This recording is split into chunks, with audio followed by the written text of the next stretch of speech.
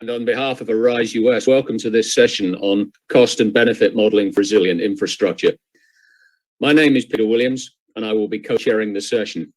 I had a 30-plus year career with IBM, which included many years working on resilience and sustainability issues, and today I chair Arise US.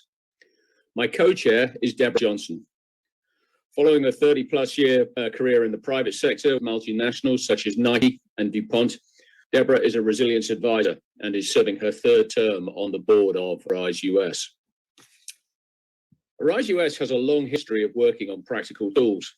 We developed the City Disaster Resilience Scorecard for UNDR, which is now being used by 350 or so cities worldwide and is the subject of a further campaign by ERR on Make My City Resilient. We also developed the public health addendum to the scorecard, also the scorecard for the owners and operators of industrial and commercial real estate, known as the building scorecard for short. All those tools are available for free for download from Prevention Web. Today, we're working on a free critical asset management system for cities, and as it turns out, island nations. We're building that tool now. What we're going to talk about today is the development of another such tool. AECOM has graciously agreed to lead the adaptation of its existing infrastructure cost model to create a simple, free tool for assessing the costs and benefits of building resilience into that infrastructure, and by extension, the costs of failing to build that into the infrastructure. The purpose of this session today is to gather your views on what the tool should include and how it should function, and also to seek volunteers to help us create and refine it. If you would like to be part of the working group, we will anxiously take your name. The session will start with a presentation and a demonstration, and we'll then move to an interactive discussion, we hope with lots of questions coming from you, the audience, via the question utility. It will be led by Cynthia Hartley, who is Associate Vice President, Disaster Risk Reduction and Resilience at AECOM. And I will now ask her to introduce herself and her team. Cynthia, over to you. Great, thank you very much, Peter and Deborah. Please allow me, and I will share my screen with the presentation. Great. So thank you, Peter and Deborah, and thank you, Arise Americas, for inviting AECOM to present with Arise US on our new initiative for 2022. My name is Cynthia Hartley. I'm an Associate Vice President based in Washington, D.C., and the International Market Sector Lead for Disaster Risk Reduction and Resilience. I'm joined today by my two colleagues, Paul Wilcox, Director of Master Planning for our UK operations, and Kristen Gee, a project analyst on Paul's team. 2 weeks ago, on October 13th, our global community recognized the International Day for Disaster Risk Reduction. The theme for this year was international cooperation for developing countries to reduce their disaster risk and disaster losses. Cooperation and collaboration for disaster risk reduction are critical. We cannot address the complex challenges posed by the myriad of natural hazards in a silo. It is in this spirit that when we at AECOM sought to redesign our city cost modeling tool in order to make it relevant to the current reality of increased exposure and vulnerability to natural hazards, we reached out to Arise, building on the relationship that began when we collaborated on the development of the Disaster Resilience Scorecard. Discussions of resilient infrastructure and sustainable city are not new. They are actually goals 9 and 11 of the Sustainable Development Goals. Two of the major challenges in achieving these goals have been resources and identifying where to appropriately allocate those resources. Governments and the private sector have a fiscal responsibility to prioritize capital investments efficiently and effectively. Paul and our colleagues at AECOM developed the City Cost Modeling Tool, a free, user-friendly, web-based tool in order to estimate infrastructure costs for relocating or developing a new city in any part of the world. Kristen will demonstrate this tool to you shortly. After Kristen's demonstration, Paul will provide an overview of our vision for the new City Cost Model Tool, or CCM 2.0, which will cover select hazards such as earthquakes, flooding, storms, and rising temperatures. AECOM's collaboration with Arise is just getting started, and as Peter mentioned, we cannot do this alone. To develop CCM 2.0, we are seeking guidance and advice from a wide range of individuals. As you listen to today's presentation, please consider the following questions. What factors are necessary to mitigate the increasing occurrence of natural hazards? Other than cost, what other investment implications should be considered? What are the non-cost related benefits of an improved city cost modeling tool? And is doing nothing option? I think we all know the answer to the last question, but it is worth exploring anyway. With that, I will turn it over to Kristen. And should you wish to play with the current city cost modeling tool on your own, you can find it at https://ccm.aecom-digital.com/. Kristen?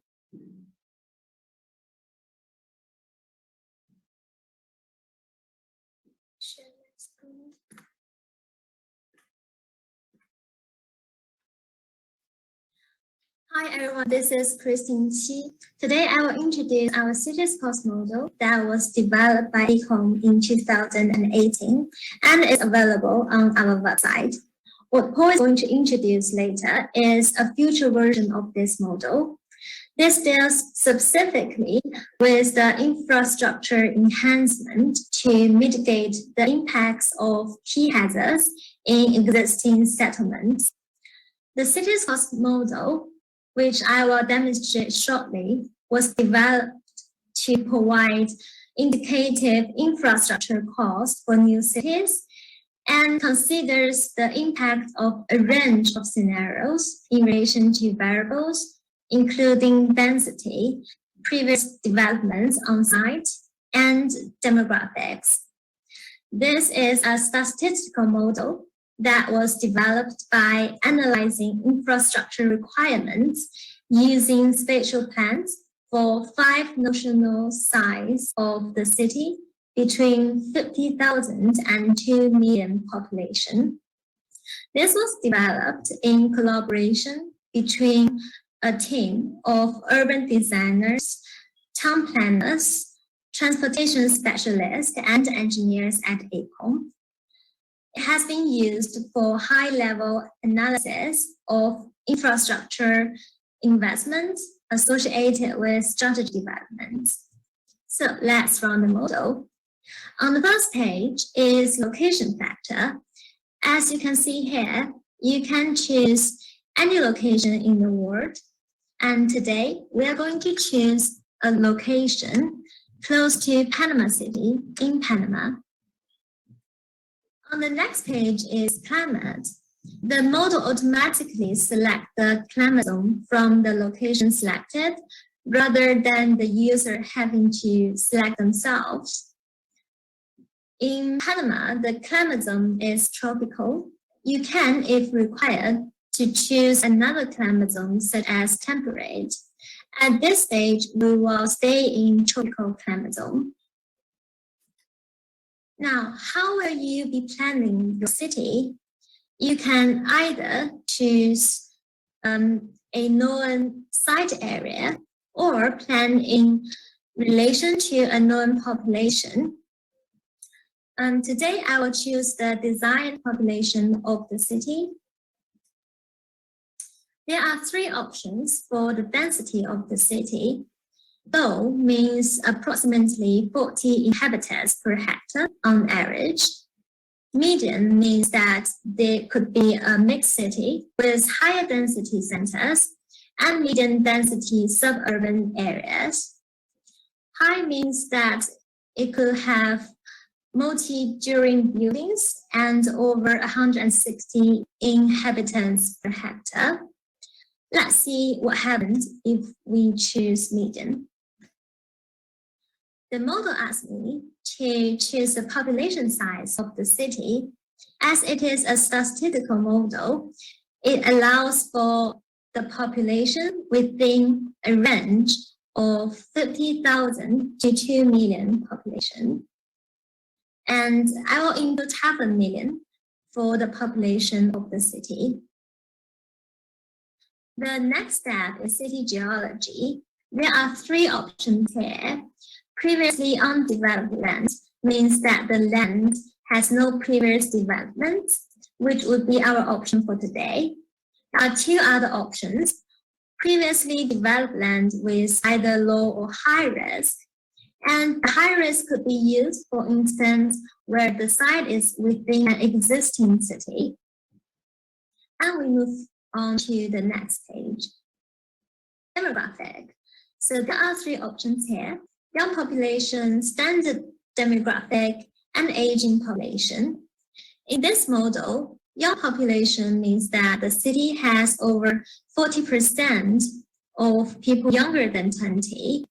Standard demographic means that it is a city mix with young people and the working age group people between 20 and 65 years old. Aging population means that there are over 26% of people who are over 65 years old. For this demonstration, I will choose standard demographic. The results page, by choosing a location close to Panama City in Panama, is in the tropical climate zone with 500,000 population. In medium density, it has previously undeveloped land and standard demographic. The total cost is approximately $21 billion, and the cost per capita, which means the cost per head of population, is $43,000. In the social infrastructure section, it cost $5.7 billion, with $2 billion in education, $1.1 billion in health, and $1.4 billion in religious requirements. The rest is split between city management, sport and leisure, culture and community space, and emergency. It will be noted that the religious requirements is high, and this reflects the baseline of our model, which accommodates countries where there is a significant factor, such as parts of Middle East. In the transport section, it cost $4.4 billion, and it includes $2 billion in new port facilities, and the rest is split between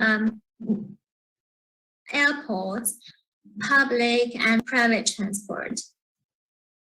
The model therefore has a built-in assumption that, for instance, the new city will build or extend the new ports or airports, but this can be adjusted.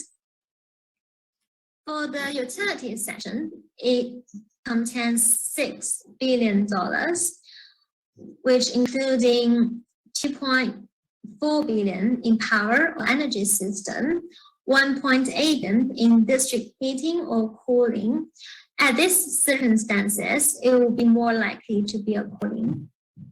The rest is split between potable water, sewerage, surface water, telecommunication, and solid waste. Below the three sections, the total cost also contains landscaping, site preparation, professional fees, and contingency. There is a key functionality in the model whereby on the summary page, you can change one of the factors, such as density, and the total cost will change it automatically. Due to the time restrict, it's not shown today, but please feel free to try it yourself. If you have any questions, please let us know on the Q&A sessions. Now I'm moving on to Paul, who will introduce the new model.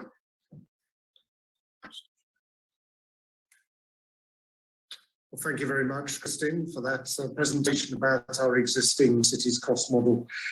Good day to everyone. What I'm going to do is to give you a brief overview of how this new model might look. Some of the key functionality of this, talk about sort of some mock-up pages of it, just to engage with you in terms of sort of some of the initial ideas that we're having at the moment. As has been mentioned before, we're actively collaborating at the moment with RISE to develop this model. So at the moment, we're spending a lot of time on this. We really want people who are on this call to engage with this and to be part of this process. This model we're looking to build at the moment, the Disaster Resilience Analysis Model, the DREAM model. What it will look at, as mentioned, is about investment in infrastructure in relation to existing settlements. And what we're looking at the moment is a range of population scenarios that will cover throughout the whole of the Americas between 10,000 and up to 1 million population. Fundamentally, what this model is looking to do is to consider how you mitigate the impact of various hazards, and I'll come on to in a minute. And what it will do as well is to measure this against a do-nothing scenario. Now, a key question for this then is, why would we use this model? Effectively, what we consider that it is a simple-to-use, pre-populated data model. So effectively, the hard work will have already been done in terms of the model itself. And what it will do is to provide clear outputs in terms of investment to engage with public and private sector operators.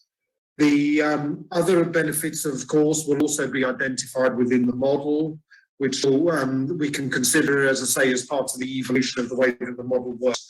Ultimately, what it will do then is to inform decision makers. And what we want to make sure is that we're producing a model in this regard that can engage well with, as I said, public and private sector. And to do this, therefore, it needs, as I say, to be easy to use and to understand.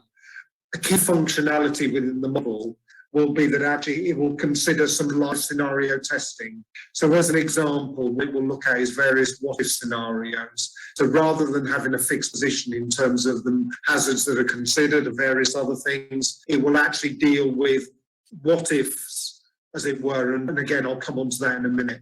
So just on the next slide then, what I'll do is talk you through very briefly about the way that this model would work and these in terms of various steps to it. So in the first instance, what this model will do, it will select a location.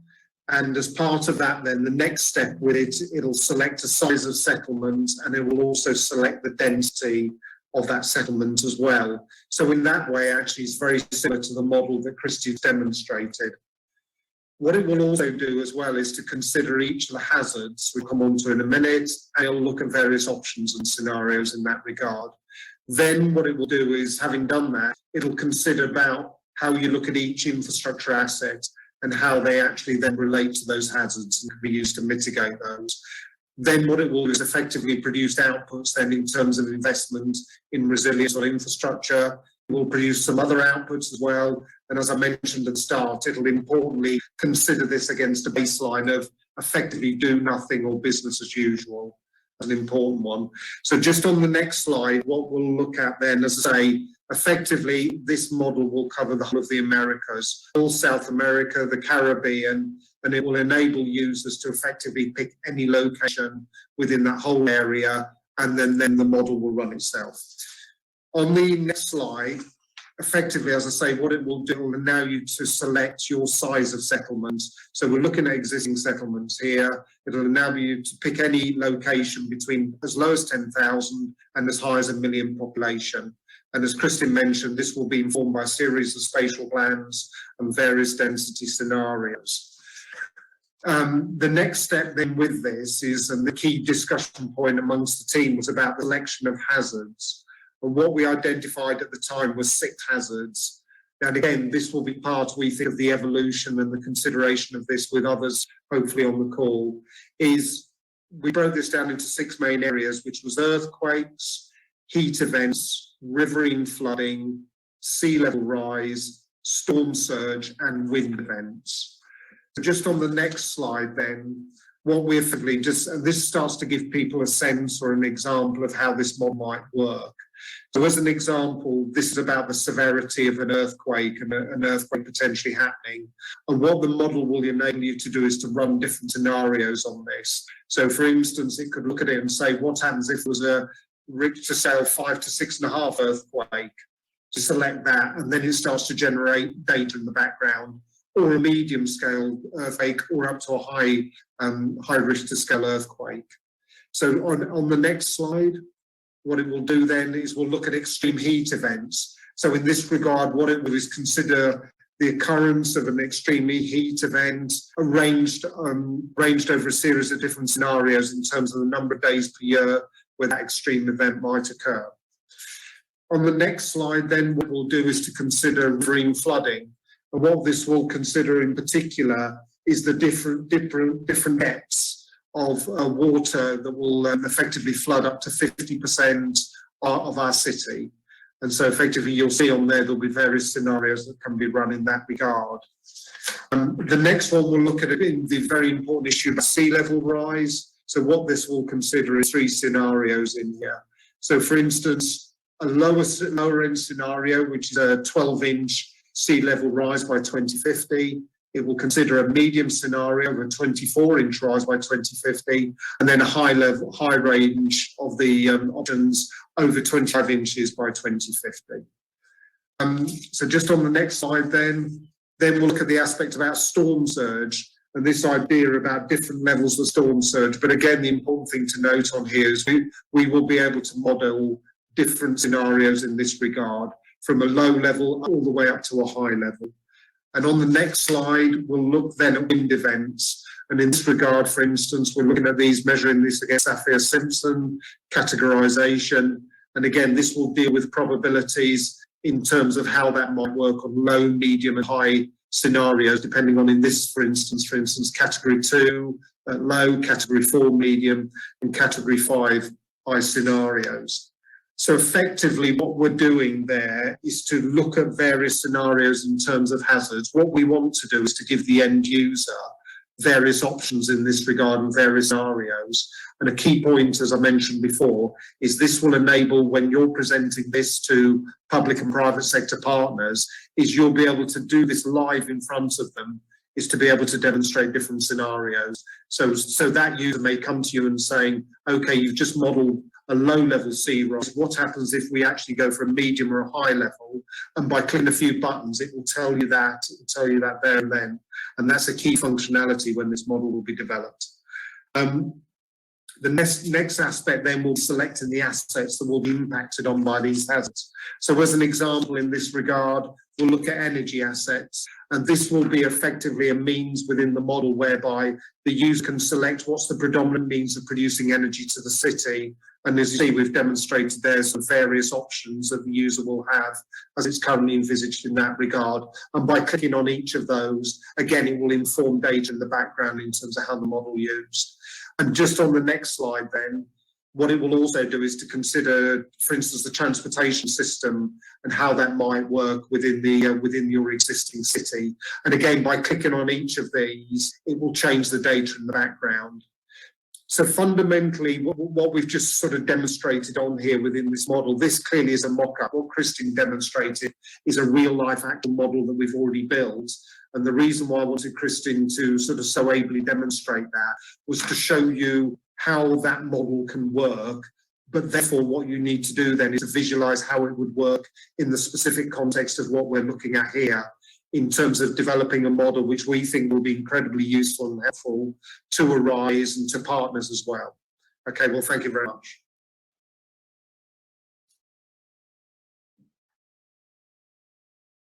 Paul, thank you for that. And Kristen, thank you for that as well. We'd like to open the session up to questions and comments that you may have about the model or the demonstration. Please use the Slido tab that should be on the right of your screen. Type your questions in and these will be translated and addressed to our panelists. We're going to be prompting the discussion with a few questions of our own as well over the next 30 minutes. We really do want to get your thoughts, and if you want to volunteer to be part of the working group that helps us create the dream model, we would like to take your name and email address for that as well.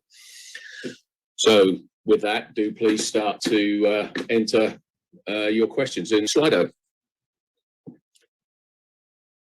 Perhaps I will begin by seeding the discussion, so to speak.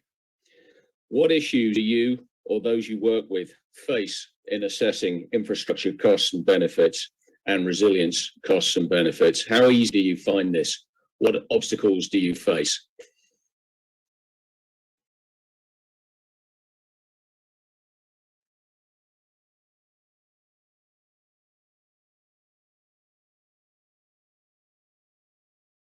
Any thoughts on that? How do you go about justifying investment in resilient infrastructure? How do you make the case that a certain piece of infrastructure needs to be more resilient?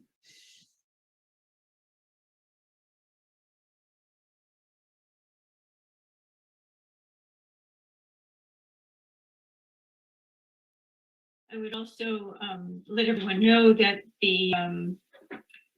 the questions and comments are being translated. And so please do chime in here. We definitely want to hear from you. Yeah, we definitely want to hear from the audience. Just to be clear, these questions are for the audience.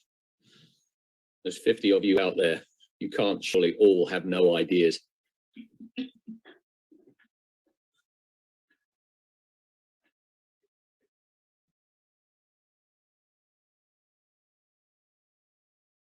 Okay, well, let's move on to the second question. If we create this tool, when we create this tool, what functionality should it offer?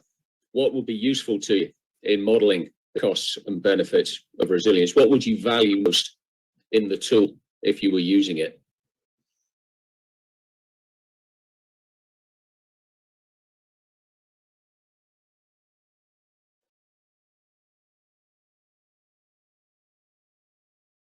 Again, this is a question for the audience.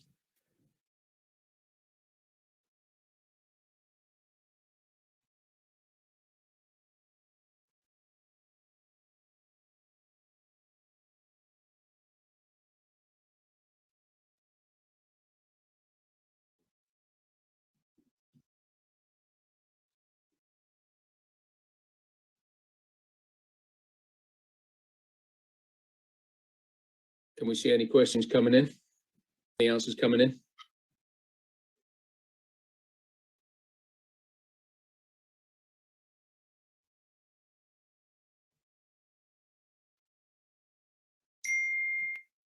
Peter, it looks like we do have some. I think they're being translated.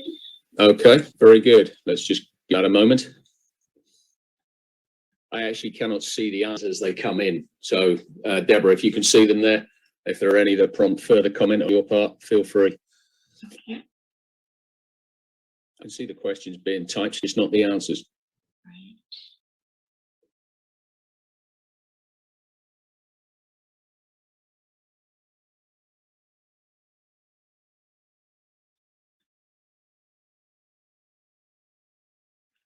So we do have a couple of questions. So how will climate scenarios be chosen in the DREAM tool, and with what evidence? So, Paul, do you want to have a first go at that, Paul or Kristen? I think part of the model, which again is the way actually the existing cities cost model is developed, effectively what it does is by selecting a location, it immediately links you onto a particular climatic zone in the world. So as a starting point, your location immediately tells us something about what is a typical climate in that particular part of the world. So the useful thing about that then is immediately that will inform a certain amount of data in the background. So as I say, what we wanted to do, and this is the way we will build the model, is effectively the model will immediately tell you that. As Christine demonstrated earlier on, it does have flexibility that somebody can override that answer, but as a baseline position, it will actually tell you what that climatic zone is. And therefore, actually, that immediately sort of starts to adjust the data in the background. I'm struck by the approach, how that approach is similar to the scorecard, the C scorecard, where each user supplies the climate scenario that they believe the most appropriate for their area. But they are, of course, at liberty to use larger scenarios that might have been created to set for some other purpose. And likewise here, the tool will suggest some basic scenarios, but if you have more localized work on climate risk or other scenarios, then, you know, it would make sense to use those.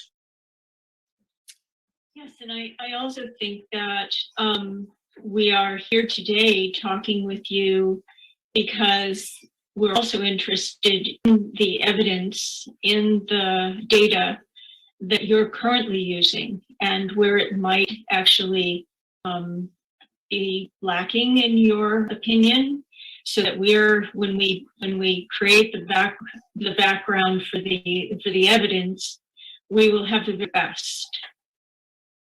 Right.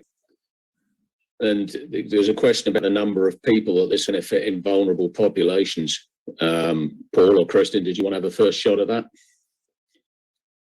I think again, there is obviously the way that the model will be configured, as I say, picks up different population scenarios. So if you like, I think that's the starting point.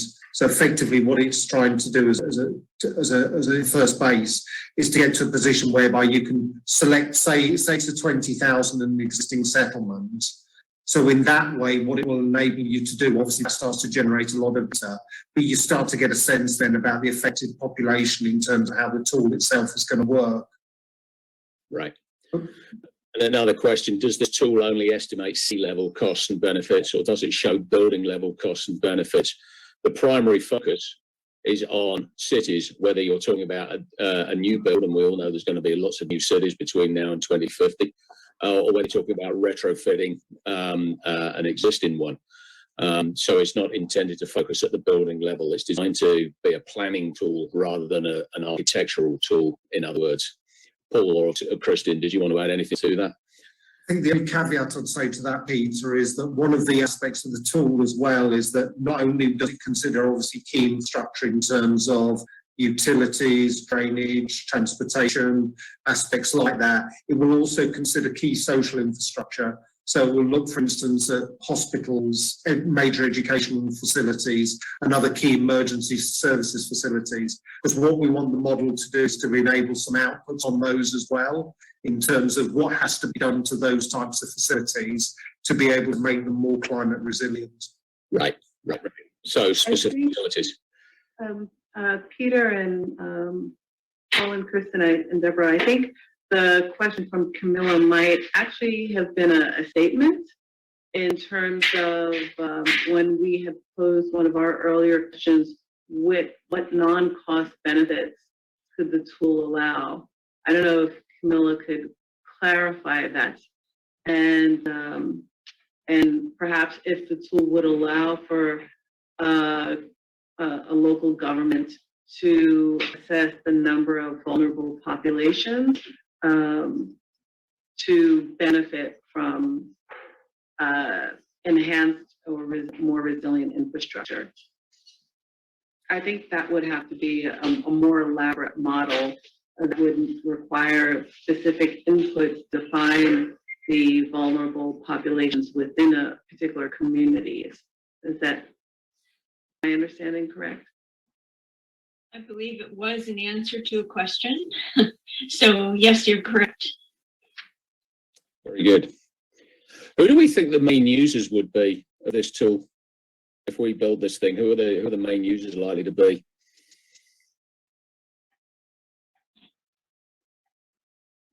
So again, this is the audience. If you can tell us who you think would benefit and engage with this tool. Would it be you? Would it be those you're working with? Would it primarily be private sector, public sector? That would be wonderful to hear from you. Also, an earlier question asked whether wind was included with hurricanes, if hurricanes were included in wind hazards. And yes, the answer to that is yes. Yeah, we're well aware that tornadoes and other wind events are somewhat different, but given the level that the model is working at, we have to generalize to some degree. And our initial hypothesis is that we can model those together. So perhaps we'll move on to question 3. Sure. Given the current models and tools that people work with, which ones could be improved or strengthened by this model? How would this model fit with the tools that you currently use? How would it improve them, or how should it improve them? How will it help you use those other tools more effectively? So,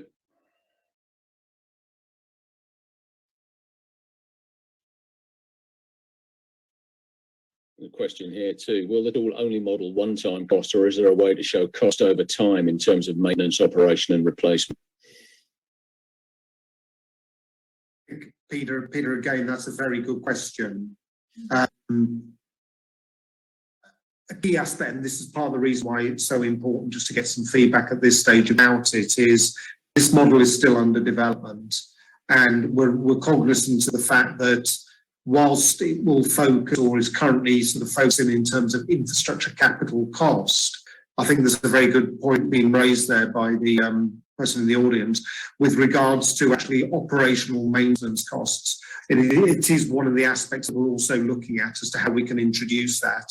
It may not be to quite the same level of detail as maybe the capital costs, but I think it's an important message ultimately to be able to demonstrate to other end users when we're trying to convince, you know, public sector, for instance, to say, look, one of the benefits of don't just view this as a big expenditure. Long term, actually, this may have a big benefit to you in terms of your operational maintenance cost.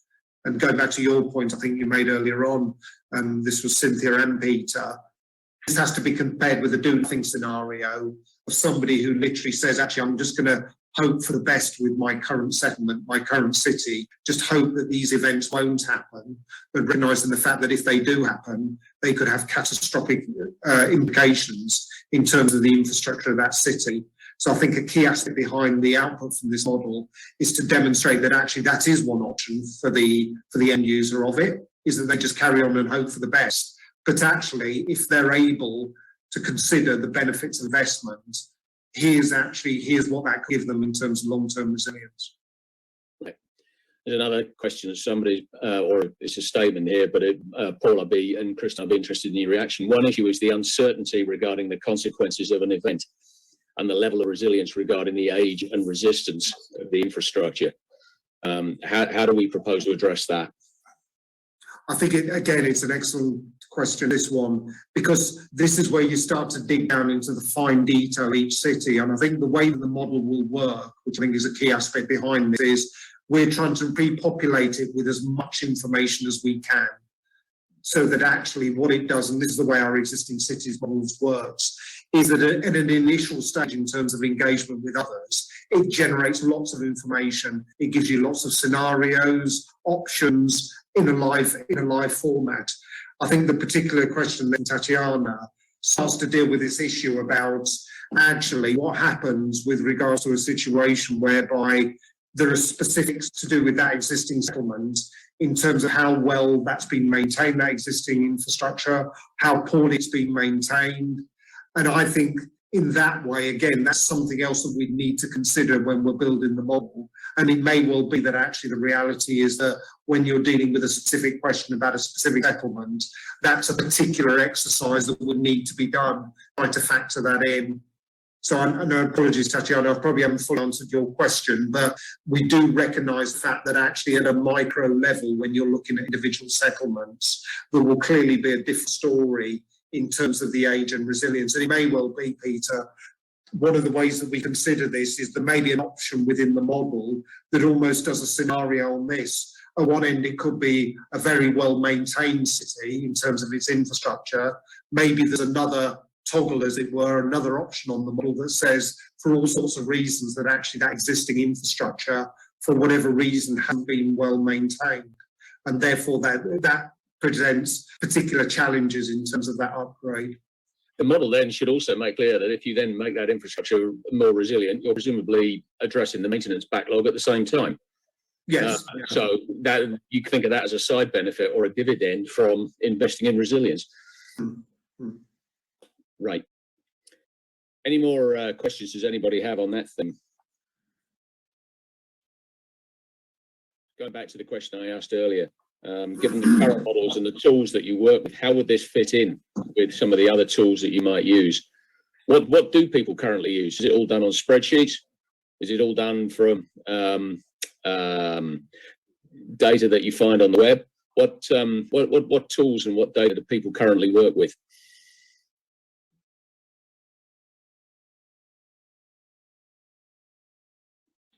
Or maybe they don't do this at all.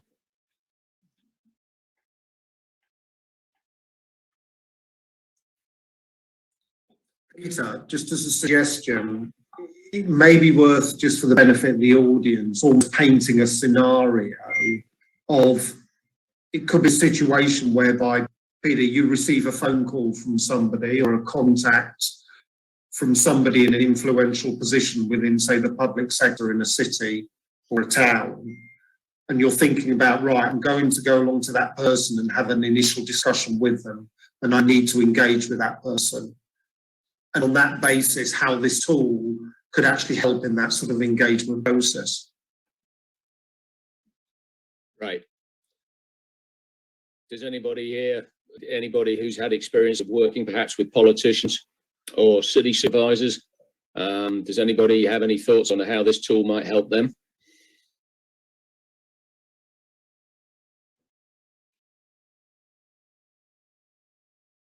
Meanwhile, T. Luke is also making the point that the tool should consider cultural heritage.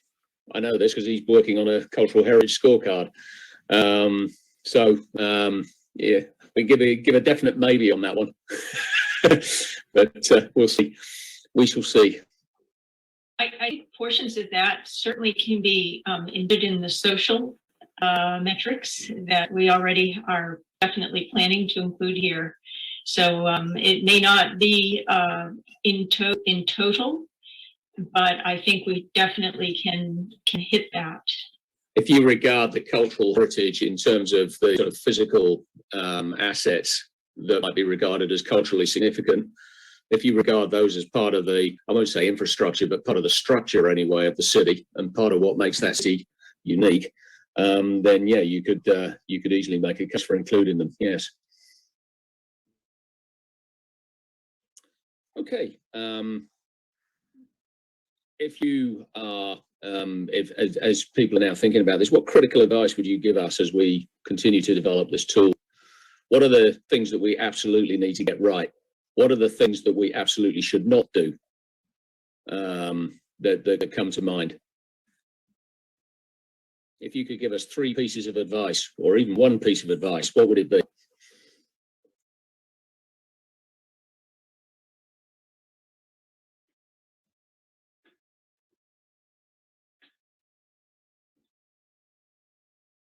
Anybody have any?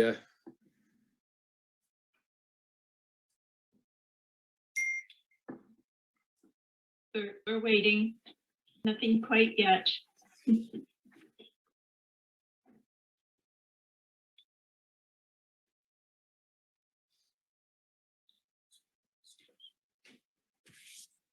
So we do see from Luke, thank you, Luke, that the tool will be useful for political decision makers around budget allocations.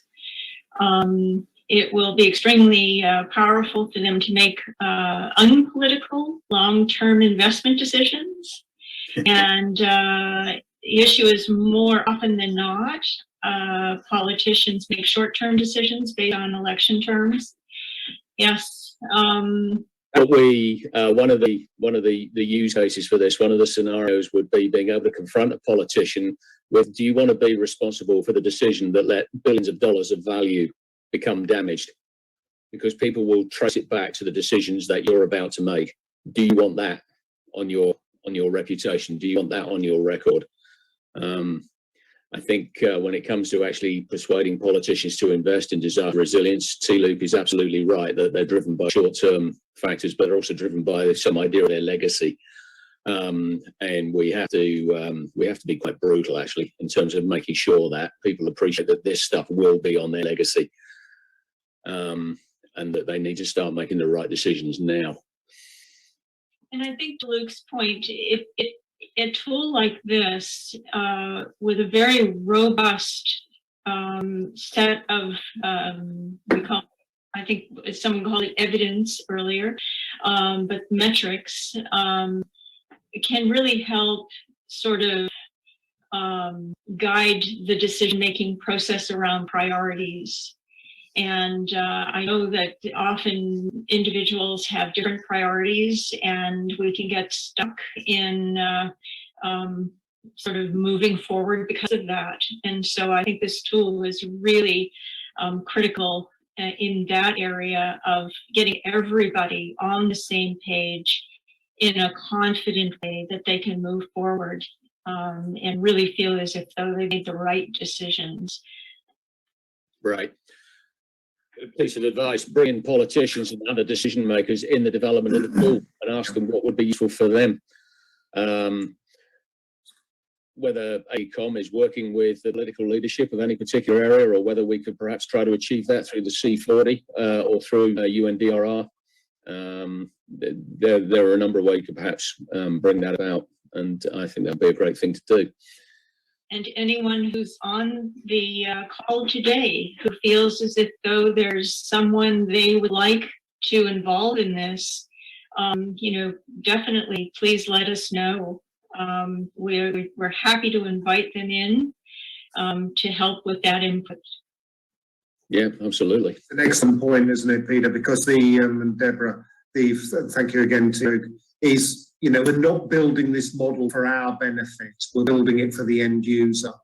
So an absolutely critical part of this process will be that user testing. It'll be finding out from them about, saying to them, the sort of questions actually, Peter, that you've been raising here, about, what functionality should it have?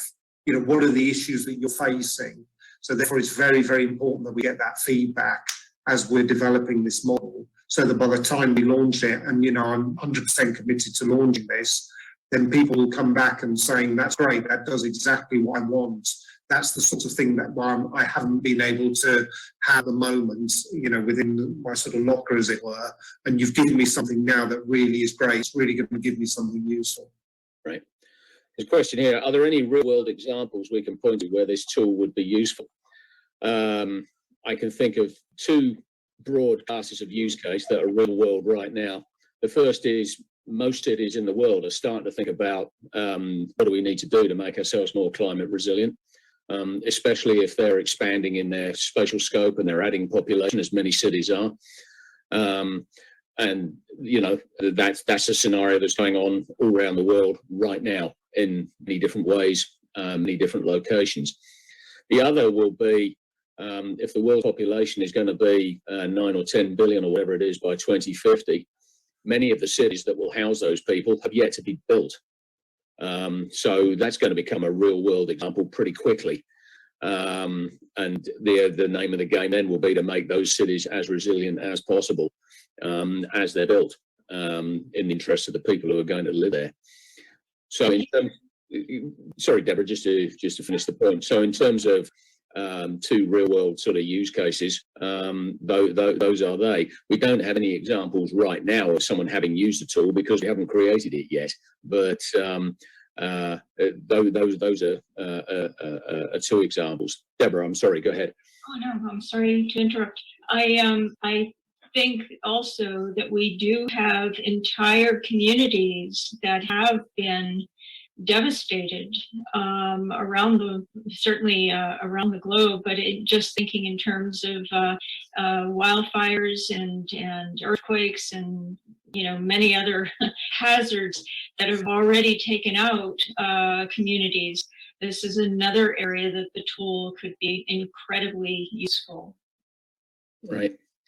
Paul or Kristen, do you have any examples from how the existing infrastructure cost tool that Kristen began with, do you have any examples of where that has been used that might be informative here?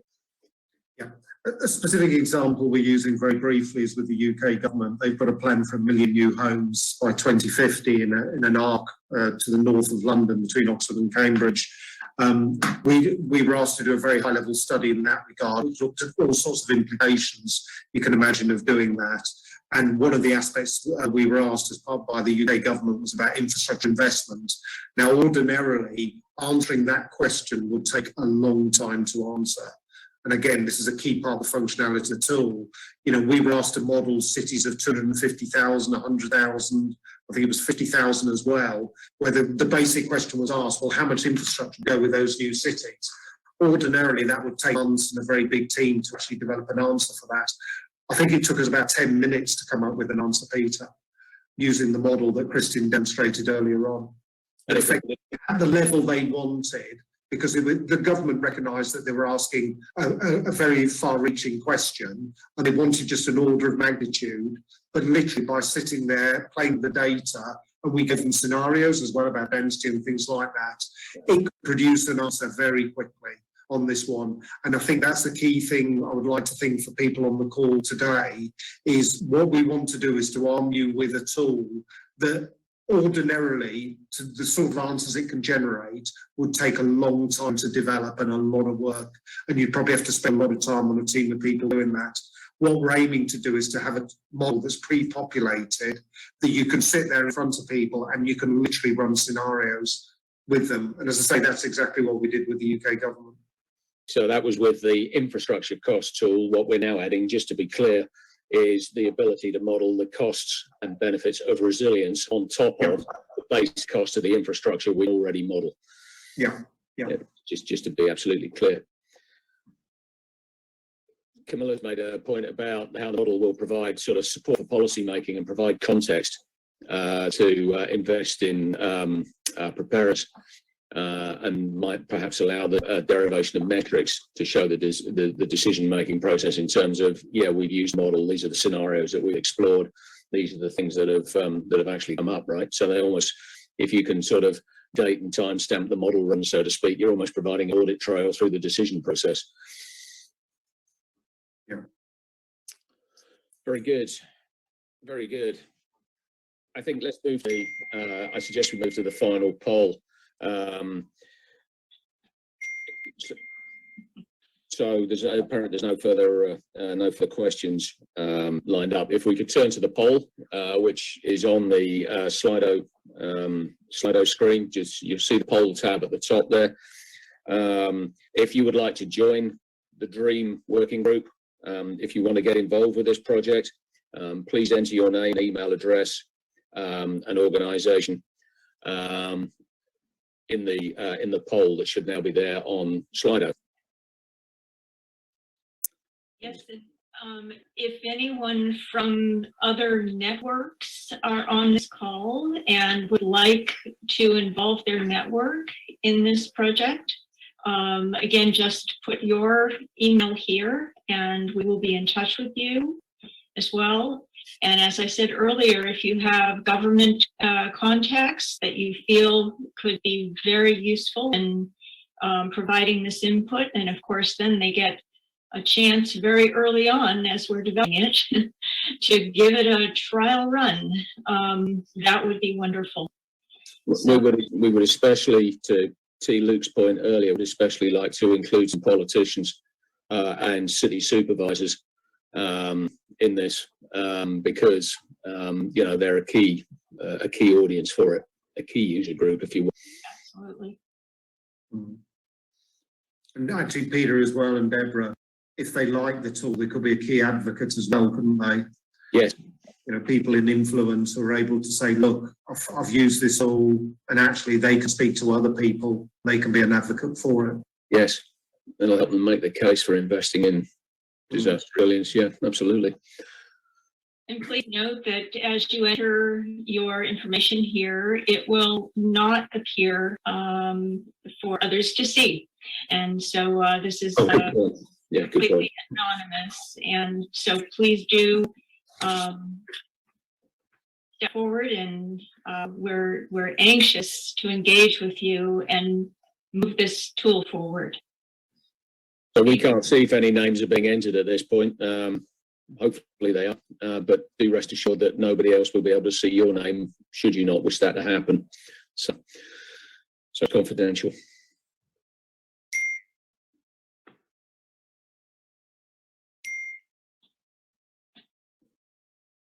I guess we can move to the closing while people drop their names in here with their information. Peter, any last thoughts?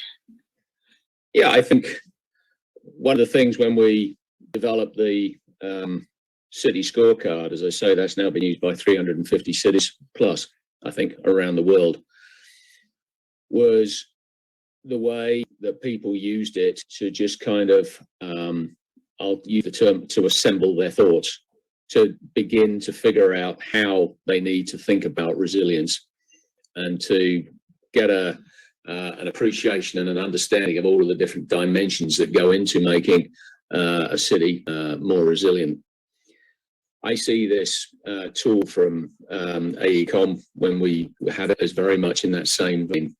It's not going to provide specific detailed answers for each individual building, but it is going to allow city managers, city governments to begin to understand the costs of investing in resilience, but above all, the costs of not investing in resilience, and therefore the need to actually start to move and start to make that investment, if indeed they haven't already done so. So this is very much part of the tradition they have in Arise US of creating practical tools that people can use to influence day-to-day decisions. And we are very excited about it.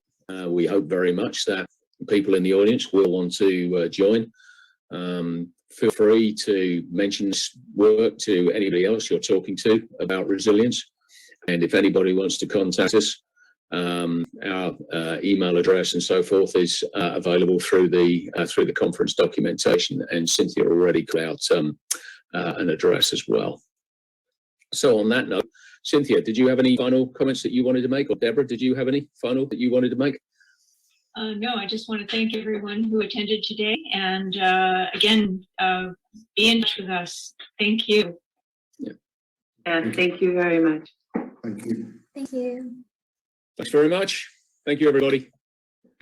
Bye. Bye-bye.